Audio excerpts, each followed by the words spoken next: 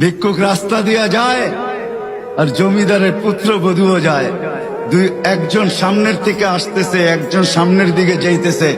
দুইজনের ক্রসিং এর সময় ভিক্ষুকের গায়ের কাদা জমিদারের পুত্রবধূর গায়ে লেগে গেছে।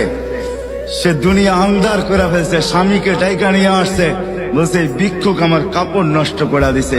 সে শুধু ভিক্ষুক ছিল না, বৃদ্ধ ছিল। বৃদ্ধ ছিল না শুধু, জীর্ণ ছিল, শীর্ণ ছিল। শরীরে কাপড় ছিল না, ফাটা চিরা কাপড় ছিল।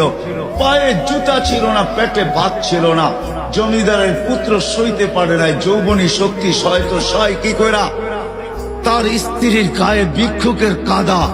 বস সমগ্র শক্তিকে হাতে জমা করা, একত্র করা বৃদ্ধের গালে বসায়। বৃদ্ধ কিচ্ছু বলে নাই, শুধু উপরের দিকে তাকায় দুই তিনটা শব্দ উচ্চারণ করছেন। শব্দগুলা হলো ইয়া মাল্লাহ তারা হলো ওয়ুন, ও আল্লাহ চোখে দেখা যায় না।